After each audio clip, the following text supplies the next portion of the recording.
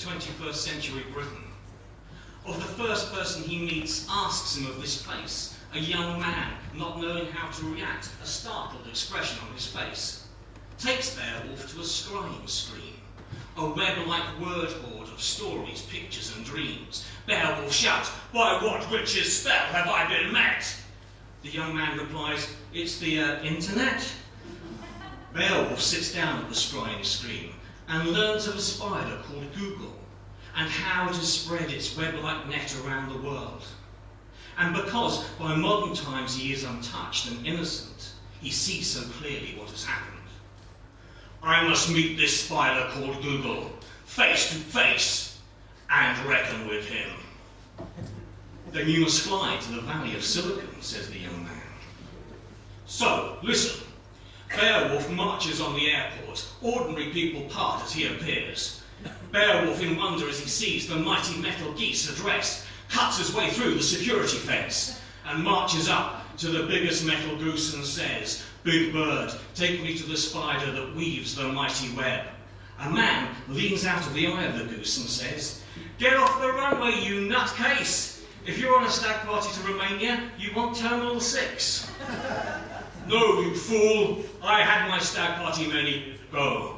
I seek the spider called Google in the Valley of Silicon. May I fly there in one of your mighty metal geese?" The captain clicks his radio. "Airport security, please." So, listen. It turns out Beowulf has ample gold with him to pay for himself to fly to the Valley of Silicon.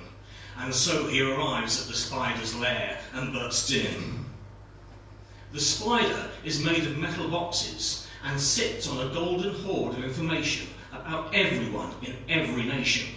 It has 1,000 legs of wire, and instead of fighting it, Beowulf does inquire, "Are you the one who baffles the old and beguiles the young?" A nerdish voice from behind a server squeaks, "We're only trying to bring information to everyone. Surely in that there is no harm." "No harm? You suck in their souls and will not let them go." Beowulf plunges his sword into the central server's core, slashes viciously at the legs of wire, sparks flying everywhere. The nerdish voice behind the server squeaks again, No, you do not know what harm you are doing." "Oh yes, I do know. By cutting at the spider's central core, its central nervous system goes into free fall. Starting a chain reaction around the world, the death writhings are felt everywhere. The internet is laid bare. The spider's web has been cut. The machine has stopped. People sit stunned at their desks. Others start shouting at their screens. But listen. Children, bored with their dead boxes, walk out into the street and play. Adults, unbullied by emails, work in a less pressurized way. People write and read books again. Instead of Facebook, they make real friends. Instead of twittering, they start to chat. Instead of sitting, they start to walk.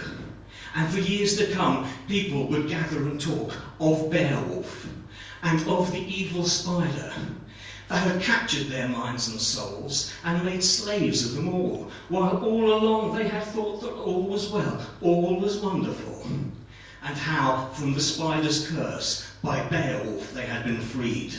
He had killed the monster spider, and they were glad of the deed.